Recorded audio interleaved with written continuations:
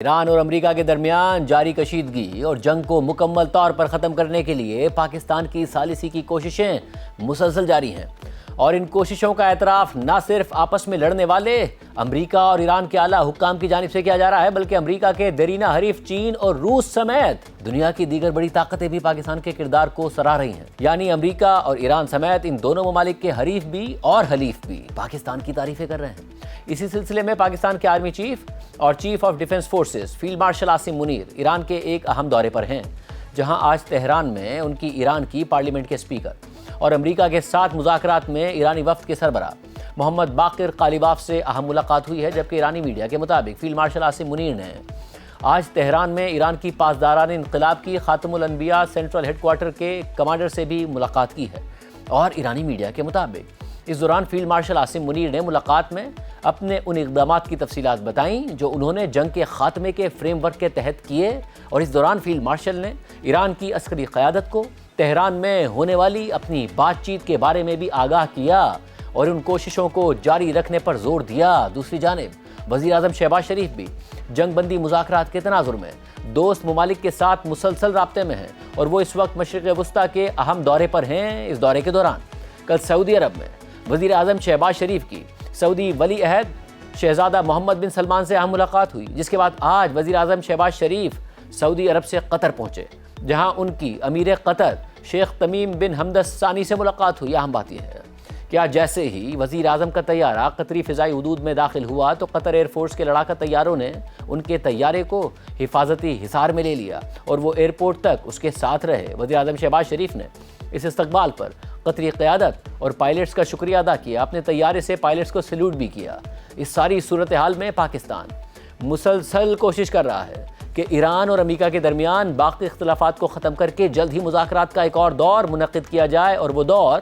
اسلام آباد میں ہی متوقع ہے۔ اور پاکستان کے اس مثبت کردار کو ایران اور امریکہ دونوں طرف سے قابل تعریف قرار دیا جا رہا ہے۔ خود امریکی صدر ٹرمپ اور نائب صدر جے ڈی وینس مسلسل پاکستان کے کردار کی تعریفیں کر رہے ہیں، جبکہ کل رات کو وائٹ ہاؤس کی ترجمان کیرولائن لیوٹ نے میڈیا سے بات کرتے ہوئے کہا کہ پاکستان اس پورے عمل میں ایک غیر معمولی ثالث رہا ہے اور ہم ان کی دوستی اور اس معاہدے کو مکمل کرنے کی کوششوں کی بہت قدر کرتے ہیں۔ اس لیے پاکستان ان مذاکرات میں واحد ثالث ہے اور صدر ٹرمپ سمجھتے ہیں کہ اس رابطے کو پاکستان کے ذریعے ہی جاری رکھنا اہم ہے اور اسی لیے یہی عمل جاری ہے۔ اسی طرح ایرانی قیادت بھی پاکستان کے کردار کی معترف ہے۔ جیو نیوز کے نمائندہ خصوصی اعزاز سید کے مطابق پاکستان میں ایران کے سفیر رضا امیری مقدم نے پالیسی ریسرچ انسٹی ٹیوٹ میں ایک تقریب سے خطاب کرتے ہوئے کہا ہے کہ ہم پاکستان پر مکمل اعتماد کرتے ہیں اور مذاکرات صرف پاکستان میں ہوں گے، کہیں اور نہیں ہوں گے۔ ایرانی قیادت نے پاکستان کے سفارتی کردار اور امن کی کوششوں کو سراہا ہے، جبکہ کل روسی صدر پیوٹن کے ترجمان دمتری پیسکوف نے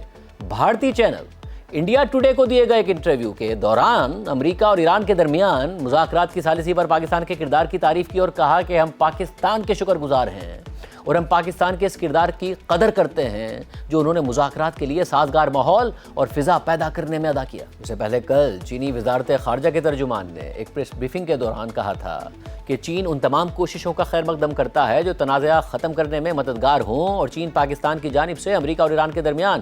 عارضی جنگ بندی میں سہولت کاری اور غیر جانبدار اور متوازن ثالثی کے کردار کو سراہتا ہے۔ پاکستان کے ذریعے مذاکرات جاری ہیں اور پیغامات کا تبادلہ ہو رہا ہے، مگر اب بھی کچھ طے نہیں ہو سکا ہے کیونکہ دونوں ممالک کے درمیان نیوکلیئر پروگرام سے متعلق اب بھی ایک اہم اختلاف باقی ہے۔ اس حوالے سے امریکہ اور ایران کے درمیان بات چیت کو کور کرنے والے الجزیرہ کے نمائندے اسامہ بن جاوید کے مطابق پاکستانی حکام ایک بڑے بریک تھرو کی توقع کر رہے ہیں، خاص طور پر جوہری معاملے پر، اور اصل مسئلہ یہ ہے کہ ایران کتنے عرصے تک یورینیم افزودگی روکنے پر راضی ہوگا اور اس کے پاس موجود 440 کلو گرام انتہائی افزودہ یورینیم کا کیا ہوگا۔ دونوں فریق اس بات پر پھنسے ہوئے ہیں کہ یہ پابندی 5 سال کے لیے ہوگی یا 20 سال کے لیے ہوگی، لیکن کوئی درمیانی راستہ بھی ممکن ہے، جبکہ ایران میں موجود 440 کلو گرام افزودہ یورینیم کے بارے میں مختلف آپشن زیر غور ہیں، جن میں افزودگی کی سطح کو کم کرنے یا پھر اس افزودہ یورینیم کو کسی تیسرے ملک بھیجنے کا آپشن شامل ہے، اور ذرائع کے مطابق کافی اہم پیش رفت ہو چکی ہے اور یہ توقع کی جا رہی ہے کہ پاکستانی حکام ایران کو قائل کرنے میں کامیاب ہو جائیں گے۔ خبر کے مطابق پاکستان کے وزیر اعظم شہباز شریف کا علاقائی دورہ بھی مذاکرات کے حوالے سے پاکستان کی حکمت عملی کا حصہ ہے، اور جہاں پاکستان کی فوج کے سربراہ फील्ड मार्शल आसिम मुनीर ईरानी क़यादत से बात कर रहे हैं, तो दूसरी तरफ वज़ीर आज़म शहबाज शरीफ सऊदी और कतरी क़यादत से बात कर रहे हैं, और वहाँ से वो तुर्की भी जाएंगे। और इस हिकमत अमली का मकसद